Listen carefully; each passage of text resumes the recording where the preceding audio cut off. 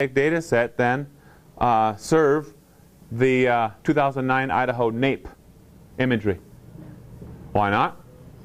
It's 1.4 terabytes. It's 1.4 terabytes for data alone. Can't do it. So then you got to have the ISDEF, ISCDEF. Okay? Go with that approach. Okay? The process of creating an ArcGIS web service is as easy as 1, 2, 3. Number one, from your desktop, create a map. Make it exactly what you want this thing to look like. All the data, right? Everything's looking and feeling exactly as you want it. All the names in your table of contents, aliases have been applied to the fields. You've put on your scale dependencies. You've done some cartographic work, whatever it is. Everything looks exactly as you would want someone to see it. Just imagine that instead of seeing all the buttons and stuff around that ArcMap shows you, imagine that you're just seeing the web browser, okay, around there, okay? Once you got that, what you're going to do is save that thing, move your data from your desktop through the network to the server, the R&D server, all right? And then you're going to create your project's ArcGIS server map service. And that's as simple as going into ArcGIS server through ArcCatalog on that machine there, finding your MXD, right-clicking on it, and say, create a map service. Okay, go through a little kind of a wizard type of thing. A couple of questions it's going to ask you, and that's about it. So you create that Arc web service. That then creates the actual website with HTMLs. If you want, you can go in and modify those HTMLs. Change them. Change your HTMLs for your project. You can modify all that sort of stuff. Okay? Now, with the exercise you guys are going to do over the next couple of weeks, what I want you to do is just create that basic web service. No customization. Don't customize yet, because if you've got to go back, right, if you've got to go back to this level to your desktop and make some changes to it based on, you know, the input that we're going to do in class, then that means you're going to lose all your customization. Okay, so you never customize until you get the basic Arc web service, ArcMap service looking exactly as you want it through the web browser. Okay, so you do all that sort of stuff, then you go into customization. That's weeks from now. So some key concepts of what we talked about today. Hey, GIS is literally everywhere. And every year that I say that, and I have said this for a couple of years, it's more and more true. It's like, oh my gosh, it's bigger and bigger. You know, the very first time I said it, I'm like, well, maybe it's not really everywhere. But today it is. It's like, oh my gosh, it's like literally everywhere, behind the scenes. Did you know TomTom, I guess, is a European company, owns it? You know, the GPS guidance type of thing. And I always tell people, oh, that's a GPS. Well, no, really, there's very little GPS in that. Most of it's GIS. The only thing that's GPS in a TomTom or a Nuvi is showing where you are, right? Everything else is GIS. It's the roads, right? It's all the stuff. Turn here, turn there. That's all GIS. All the network routing, right? Okay, so nonetheless, what they're doing is they are they have a upload mechanism, I guess. I mean, it's on the web, and where people drive, maybe you have to subscribe to this part or something or sign up. Where people drive is being uploaded back to some servers, right? And then what they're doing is, this is VGI, right? What they're doing is they're finding where people are driving routinely, lots of traffic, but they don't have roads for it. And then they're saying, there's got to be a road there. All these people cannot be driving the same thing, and there's no road. So then they go out, they hotspot those things. They say, hey, look, we got to get VData to support this so we can route vehicles correctly on these roads, and so on and so forth. That's kind of a neat application of, I guess, volunteer geographic information.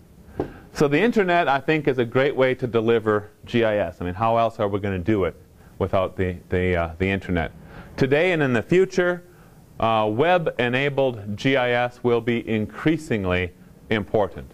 We're seeing more and more and more organizations agencies, even in the state of Idaho, that are saying, we need GIS data on the planner's desktop, right?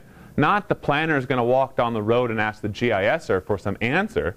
The planner wants it on his desktop. Now, they don't want ArcGIS, ArcMap, and ArcCatalog on that planner's desktop. That's for the GIS professional. That takes some learning to be proficient with it. But almost anyone can zoom around Google Maps and Bing Maps and your maps, right? They're all very, very similar, right? How they look and feel. That's what folks want, right? The general public, the GIS practitioners, end users. Students like yourselves, you young folks, need to know these things. Need to know the fundamentals of serving GIS data just as much as you need to know the fundamentals of projections, right? And this is more true today than it was, even a year ago. You need to know those fundamentals of serving GIS data and creating services on the web, and the practical application of this technology. We're seeing a lot. When I get those job announcements, I scan through them a lot before I send them out to you guys, and I'm just curious, what are they looking for today? And we're seeing more and more of these people who are ultimately going to be your employers are asking for you guys to be knowledgeable of ArcGIS Server, not just ArcGIS. And here's another thing. I sat on a panel last week at the Northwest Users Group conference, and the panel discussion was on GIS certification. Talked about Esri. There was a lady there from Esri, and I talked about the GISP side, and there was a couple of people who hire, one from Washington and one from the city of Boise, IT, GIS managers, those sort of things, and they talked about their perception of certification. And even in the city of Boise, they have listed GISP as a preferred qualification, right? So we're seeing the certification as another piece of making yourself competitive, or more competitive for these jobs. And that's a little bit of a tangent, but anyway, questions right now that you may have on this presentation. We just talked about ArcGIS Server. Concepts make sense to you? Okay. For those of you who took Principles of GIS either last semester, the spring semester, or the fall when I taught it in person, you consumed web services. And that's part of lots of exercises where you consumed the web services. And you weren't told too much about how they were built, because in the Principles of GIS class, that's too much, right? You guys are just learning it. IT for GIS teaches you how they're developed. Now you are not the consumer. Now you are the one who's going to be developing these things, creating them. You're the producer, creating them for anyone to consume those. Okay? So that's what the assignment's all about. You're going to do any sort of GIS project. Take any data that you would like to make available on the web. Your project could be a mashup, right? You could have ArcGIS base layers behind the scenes, right? Behind your data you want to show. You could bring in the NAPE web service that we provide here inside Idaho. You could bring in that. You don't have to create the whole thing yourself. Embrace those mashups. My gosh, it's already out there. It's working fine. But then you have your data. It could be LGD, your thesis research, no problem. Any of that sort of stuff. You want to show that stuff. It could be anything you want. I don't care. One student years ago put in his favorite bars, around Pocatello. All his favorite bars and all this good stuff. He had ratings and all that. Fine. That's just fine by me. All right? So kind of think about that. That'll be your first step. This is what I want to do. You'll make something really cool on your own desktop, and then once you're ready, you'll end up, follow the instructions that's in the Word document you're going to download today to actually get onto that server and make a web service. This is due in a couple of weeks, 2 weeks again. All right. So one of the exercises, there's a little README file. I want you to read a couple of PDFs. Okay, Dr. Mashup is one of them. I want you to read that.